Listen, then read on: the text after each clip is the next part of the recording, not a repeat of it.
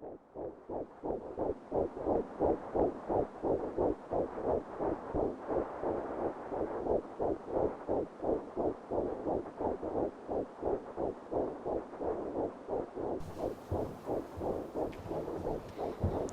morning, everyone.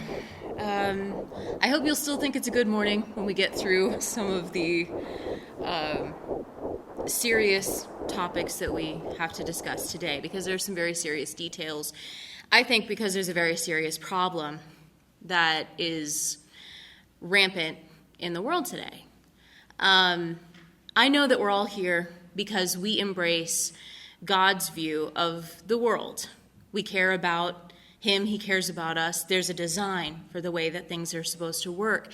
And chief among that design, God gave us, in summary, pretty much two commandments. Love the Lord your God with all your heart, soul, mind, and strength, and love your neighbor as yourself. Seems simple, but the world has complicated that, by which I mean the world has subverted that to such an extent that we no longer know who God is and who our neighbors are anymore, how to love them. And I make the case that every person, even an unborn child, not yet born, is our neighbor. And they are therefore a part of our responsibility to love our neighbor. That is not the way the world works currently. We don't see children before they're born as real people. And that can make things very difficult when you're trying to talk about this issue. People tend to subdivide it as a political thing, or they'll say that if you're not a woman, you can't speak out because of the marketing of this particular topic.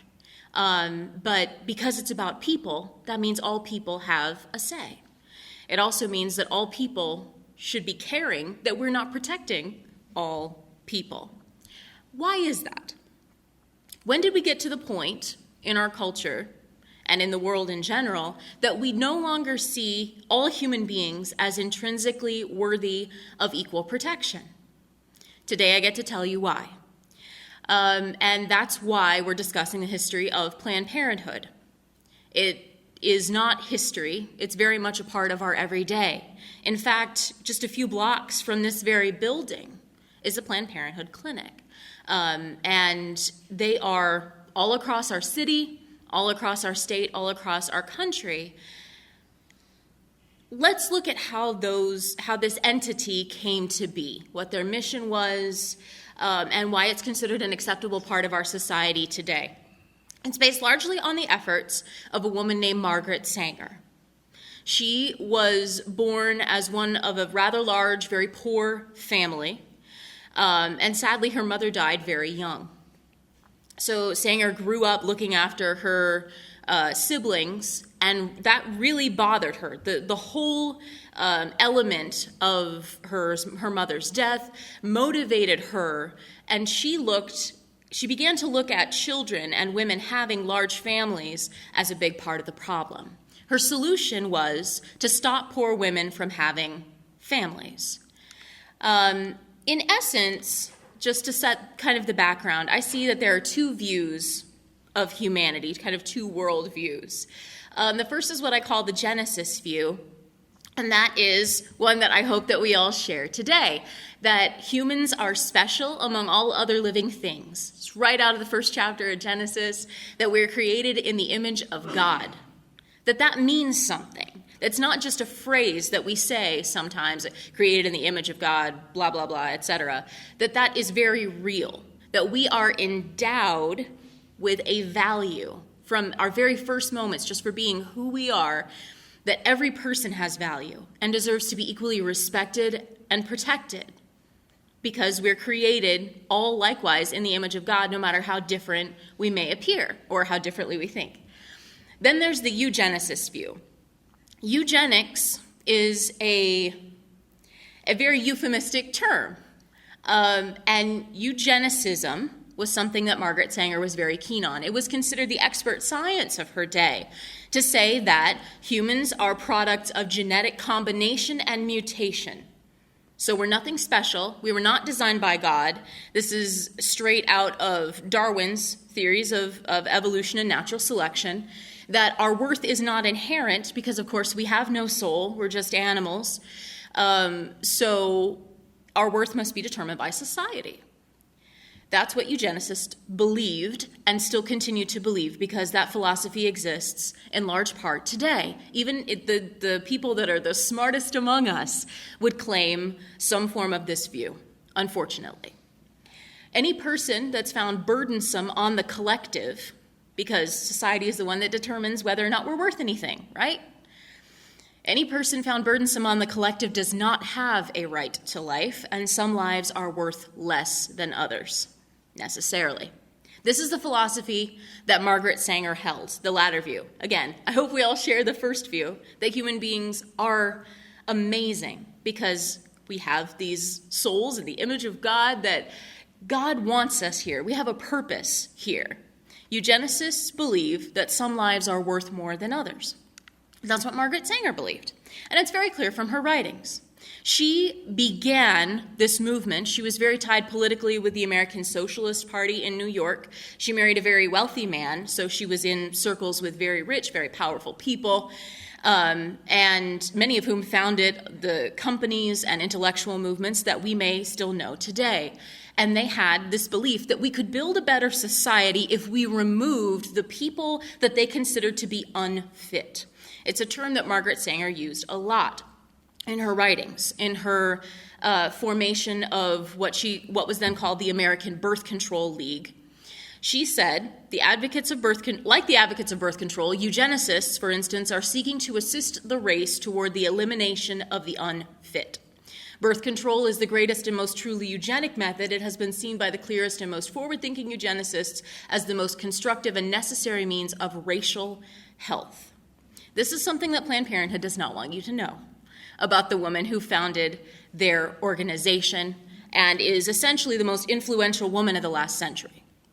There have even been attempts to put her face on currency, for example, by abortion activists. They do value her work, but they don't want you to read what she wrote because she was a eugenicist. She was a blatant racist. Eugenics shows us that we are paying for and submitting to an ever-increasing, unceasingly spawning class of human beings who should never have been born at all. That our wealth is being diverted from the progress of human civilization, she wrote in her book, The Pivot of Civilization. Our eyes should be open to the terrific cost of the community of this dead weight of human waste. So she's talking about real people, again, but people that she considers to be less than people, right? They're unfit, not really worth it. They're taking up space, taking up our resources. We need to eliminate the bad, just like we're breeding animals. In fact, that was the slogan of her paper, her newsletter, the Birth Control Review, was to create a race of thoroughbreds. It was also the name of an essay that she wrote. This is how she looked at humanity. Some of the people around her were considered good enough because genetically their skin was a lighter color and their families were wealthy enough. Anyone that was outside of that she considered dead weight of human waste, her words. The most urgent problem today is how to limit the fertility of the mentally and physically defective, Sanger wrote. Possibly drastic and Spartan methods may be forced upon American society if it chooses to encourage the chance and chaotic breeding that results from our stupid sentimentalism. I don't know if you saw, but I engaged in a little bit of stupid sentimentalism when I got in here and got settled because my nephew is sitting right back there. And he's adorable, and I love him. But she would consider that generic love that we have for children, that they all deserve to be here, she calls that stupid sentimentalism because it greatly contrasts with her worldview. Eugenics is suggested by the most diverse minds as the most adequate and thorough solution to racial, political, and social problems. This is, again, where she's turning her view on how society should be constructed to specifically racial purification. Knowledge of birth control is essentially moral, she said. Its general and prudent practice must lead ultimately to a cleaner race. These are disturbing words to us because we've seen the aftermath of this type of thinking. Eugenicism ultimately led many people, again, the smartest of their day, experts of their day, to say that people who are genetically inferior, for example, people with black skin, people in the Jewish race and not in that minority population, should be culled from the herd, should be wiped out.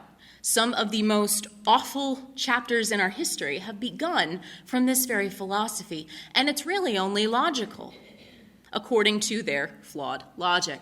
Again, Sanger's magazine, the Birth Control Review, which she said was dedicated to voluntary motherhood, their slogan was birth control to create a race of thoroughbreds. Talking about people. As long as blacks and Hispanics demonstrate a, quote, good quality gene pool, as long as they, quote, act white and think white, they are esteemed equally with Aryans. As long as they are, as Sanger said, the best of their race, they can be counted as valuable citizens. By the same token, individual whites who show, quote, dysgenic traits must also have their fertility, quote, curbed, right along with other inferiors and undesirables. She's proud about this. These are things that Planned Parenthood will not tell you. Obviously, it's incredibly politically incorrect. It makes her look like a villain. Imagine that. Sanger began her first clinic in Harlem, which was a poor, mostly black neighborhood in 1929. And she targeted it specifically to an experimental clinic, she said, one established for the benefit of the colored people. So she made no bones about the fact that she was specifically targeting poor neighborhoods, minority neighborhoods, with her vision for humanity. And in fact, she did a very successful job of it. She was very successful in marketing her strategy to influential black leaders of the time. One of the most famous sociologists of our time, W.E.B. Du Bois, was early on board with Sanger's mission here because he thought that she was doing great work for the black community, especially for black women. Unfortunately, her solution for minority communities was just to have fewer minority communities. Quote, we should hire 3 or 4 black ministers, preferably with social service backgrounds and engaging personalities. The most successful approach to their population is through a religious appeal. This is a quote from a letter that Margaret Sanger wrote to Clarence Gamble when planning their, quote, Negro project. Again, her words, and Clarence Gamble is the founder of Procter & Gamble.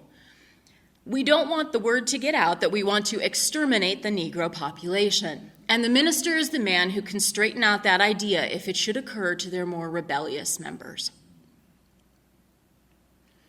Just taking a moment to think about that if any other person in the world today were to say such a thing, would we listen to anything they had to say?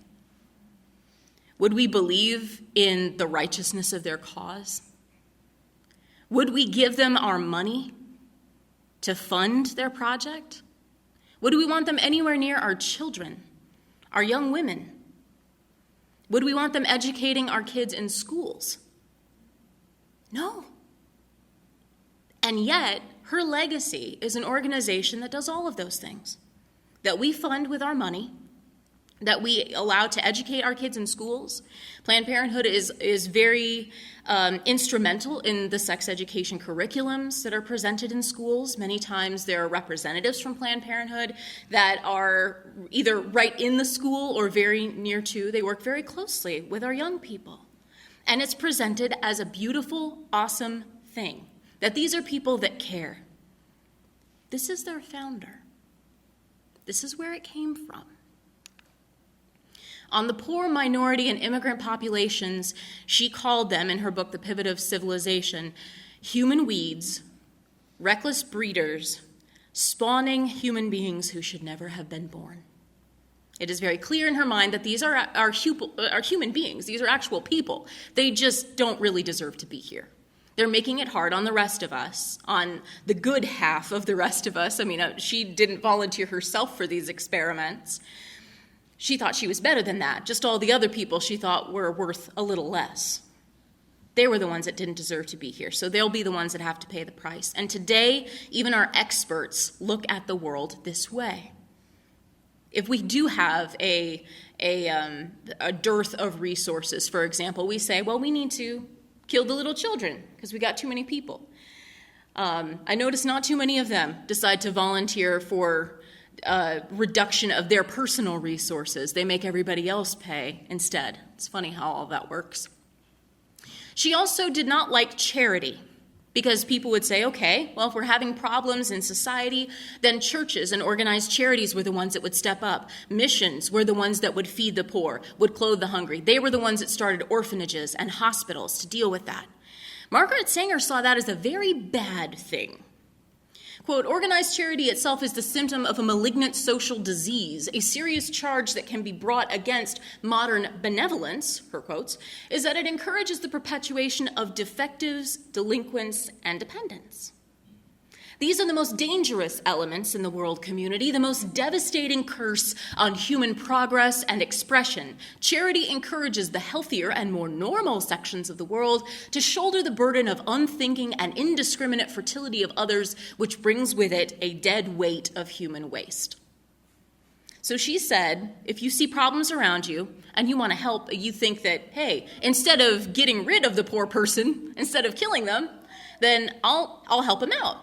I'll see if we can get him a job. I'll see if we can get him food and shelter. She said that was the problem. What was her solution instead? It now remains for the U.S. government to set a sensible example to the world by offering a bonus or yearly pension to all obviously unfit parents who allow themselves to be sterilized by harmless and scientific means. Her solution was to develop what she called birth control bureaus, and that was something that you could say theoretically never really got off the ground, except for the fact that Planned Parenthood has sort of become that. A birth control bureau that receives funding from the U.S. government, which means it receives funding from your paychecks. And that essentially, rather than being as overt about their mission to sterilize certain segments of the unfit population, that in effect is still very much what is going on today.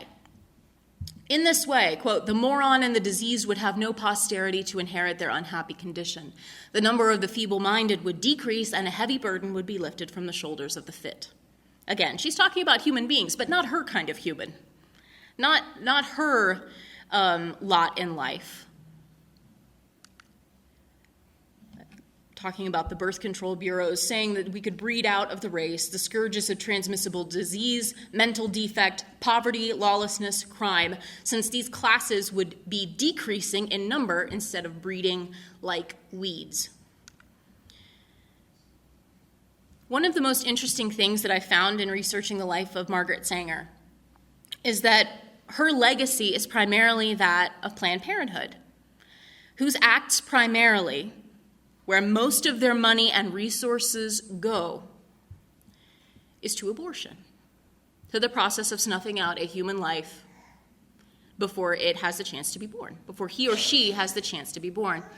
And Sanger herself did not like the idea of abortion, proving that, as Mike says, even serial killers can have a conscience. Quote, while there are cases where the law recognizes an abortion as justifiable, I assert that the hundreds of thousands of abortions performed each year are a disgrace to civilization.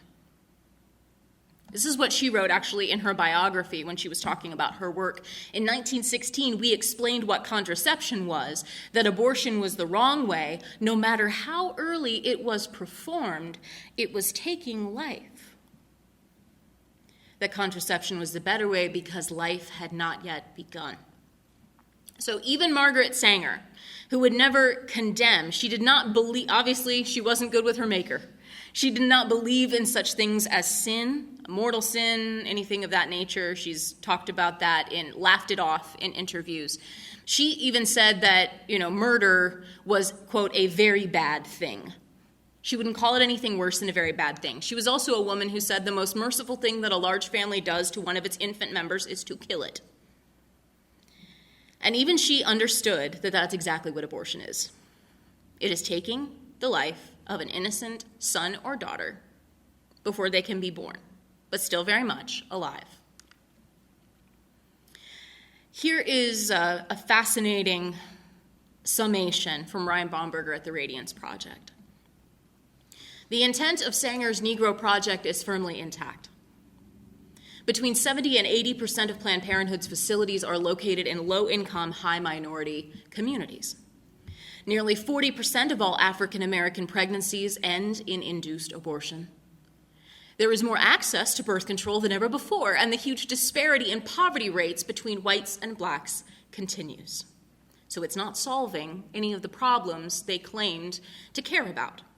Fatherlessness and poverty are rampant. Unintended pregnancy rates continue to rise. Again, with more access than ever before to birth control means and methods, including abortion, our children, our teenage boys and girls, are still creating unintended pregnancies. Unintended by us, I might specify. Today, the same mouthpieces for Planned Parenthood are claiming lack of access, while black women access abortion clinics at 4 or 5 times the rate of white women. This is by design.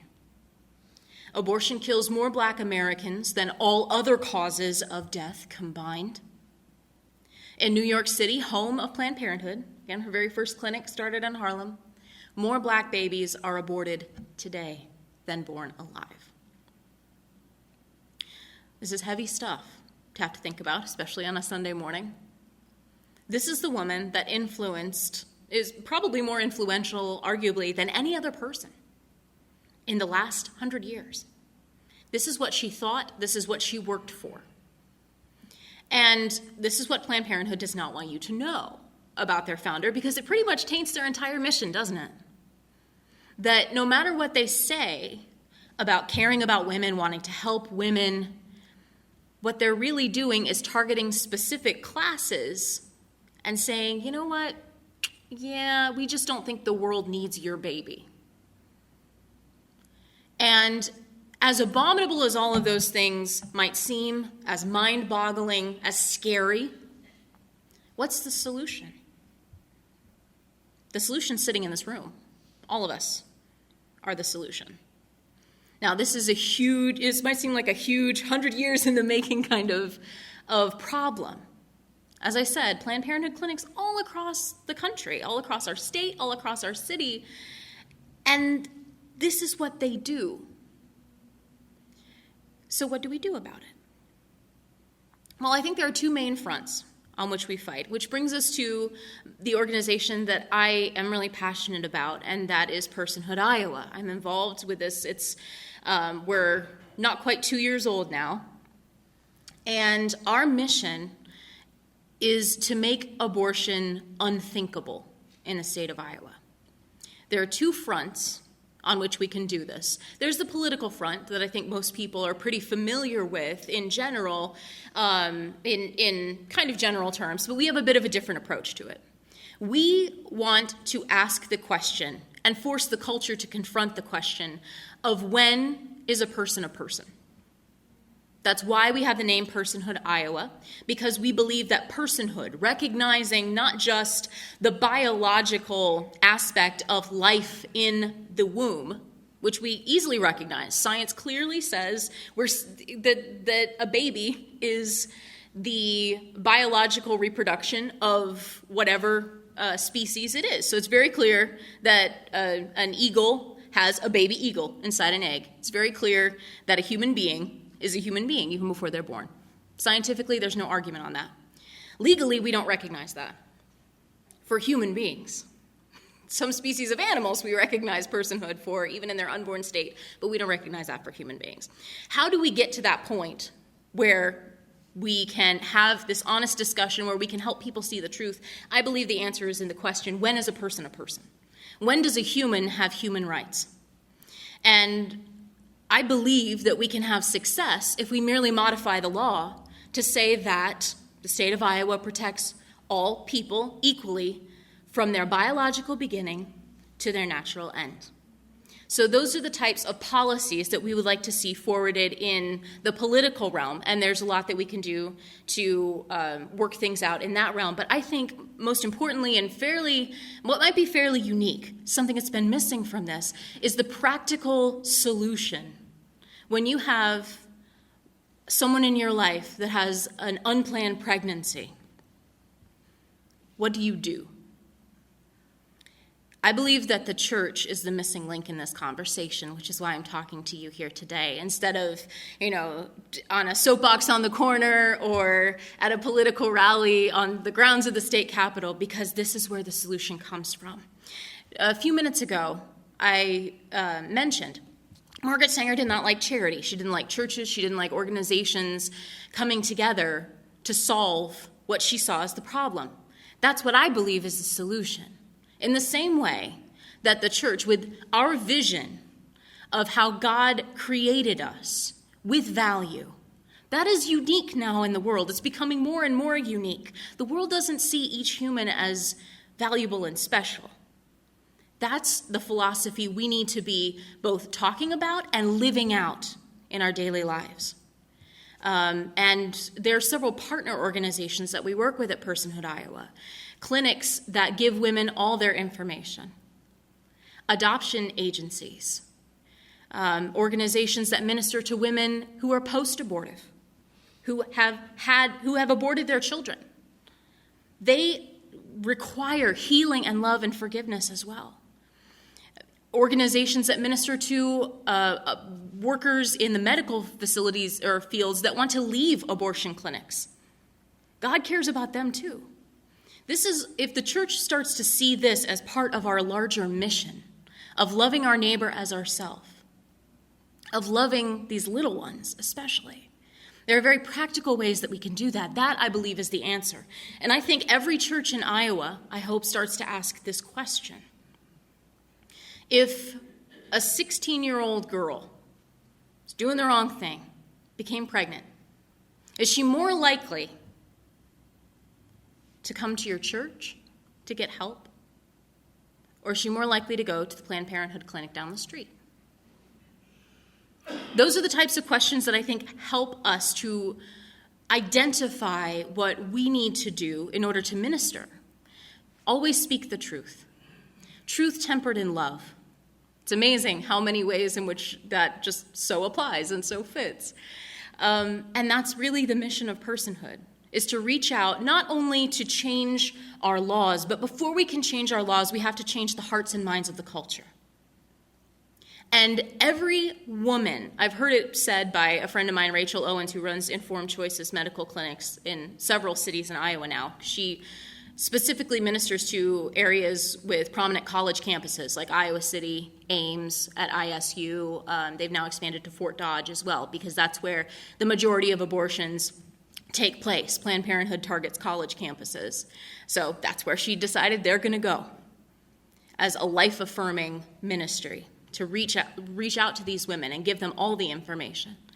And she says that every time a woman comes into that clinic, sees a picture of her baby on an ultrasound, has a loving, caring conversation with their staff, she walks in abortion-minded, as in, I need an abortion yesterday because this will solve my problem, because that's what the culture pushes from the time kids are very young in school.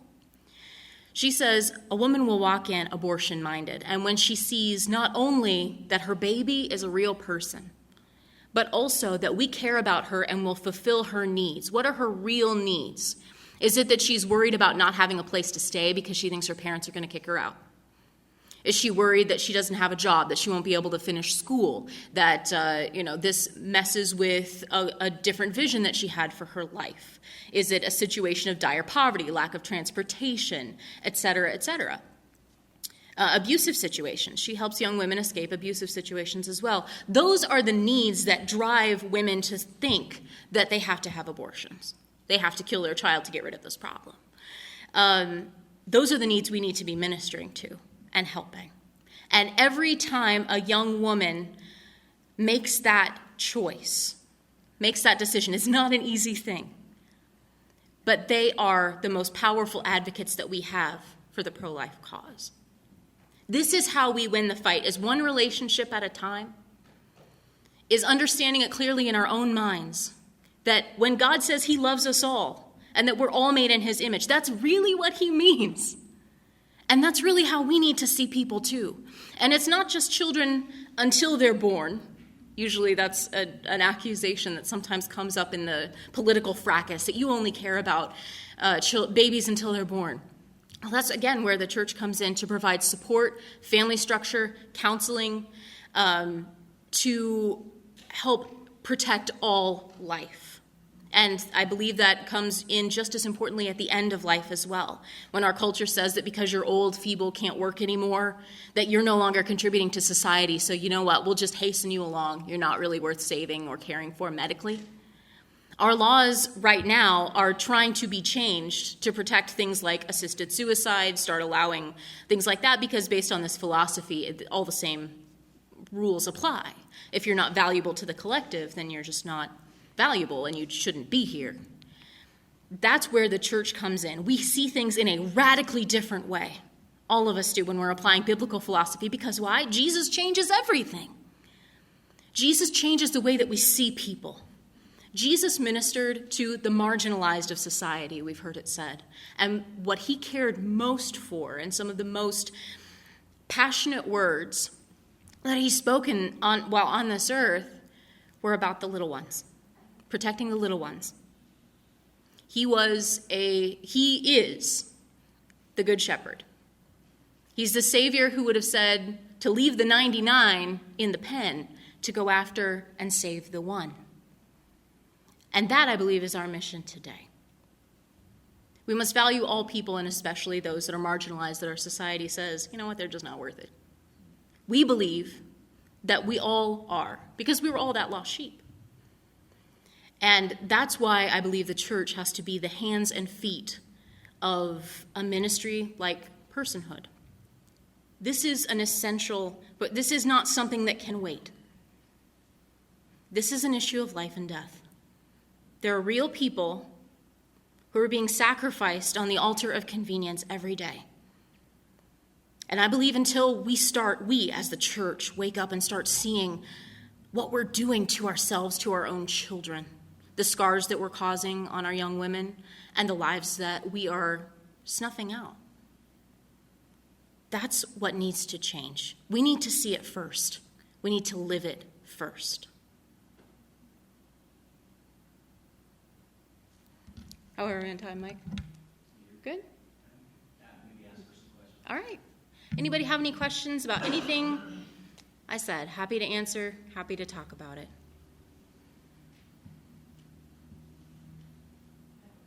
Oh, sure.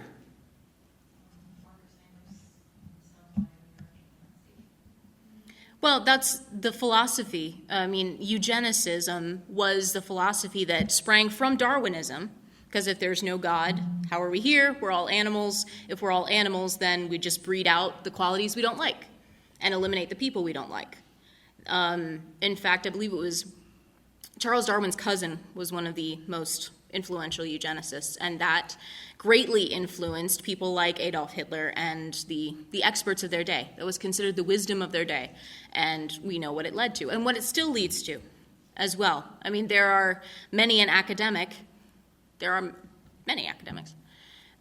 that spread exactly this word, that it's all about what's good for the collective, and if you're an individual that's a burden on society, we just eliminate you. It's population control. That's what Planned Parenthood does. Big part of that. Well, that's cheery. Yes. But you quoted her. Where did you get the quotes from? I noted on the PowerPoint there are several different pamphlets, essays, also her autobiography that she wrote. But on all of the slides, which I'm sure we can make available to you, one that I quoted extensively was her essay, The Pivot of Civilization, and an essay that she wrote, I believe in 1917, called To Breed a Race of Thoroughbreds. But a lot of this came from her magazine, the Birth Control Review that she put out. Yes? So as a church right now, if someone were to come to us, what could we provide to them? What could we work towards providing? That's a good question. And it's going to depend on the individual needs of the situation. If you're talking about a young woman in an unplanned pregnancy situation, then what I would say there are local resources not far from here. The Alpha Center, for example, is a great local resource. And what needs to be done is to sit down and identify what her real needs are. If she's scared, if she needs a place to stay, then those are issues that I think we need to be as a church prepared to address. If she is in an abusive situation, because many times women feel forced because of abuse in their family or abusive boyfriends, husbands, etc., then we need to address that need, whether that's through law enforcement, whatnot, and that's where we've got a great pastoral resource here that is not afraid to deal with some of those scary and intense situations, but it's kind of a case-by-case basis. But what we need to do is partner with ministries that are helping, that specialize in those areas. Again, if it's a post-abortive situation and a woman is just dealing with depression and grief or addiction, which can result from the aftermath of abortions, because it leaves mental and sometimes very physical scars, then we have a great resource called Restored by Grace, who is, amazing women counseling, post-abortive women. I would say if a young man comes here and says, I don't know what to do. My girlfriend is determined to abort my baby. I don't know what to do. That we need to have, specifically men, empowered to talk to that young man, to maybe arrange for some counseling, to get them to a place not far from here, like Alpha, in our neighborhoods. That's one of the reasons I think this is best locally done, is because churches can identify the needs in their neighborhoods on a case-by-case basis and also partner with the resources that are here, but most people don't know about it, because Planned Parenthood is front and foremost in our entire culture's minds and has been for the last almost 3 generations. Women are pushed this as the answer, the solution for their problems. There are real resources and ministries that really care about women that I believe, if the church acts as kind of the conduit that sort of builds this network, it will empower women to choose life, women and men as well, to practically choose life and to be able to work that out in the real world. So I think that's our job, is that we need to start becoming the connecting point and becoming the arms to reach out and wrap around the people in crisis.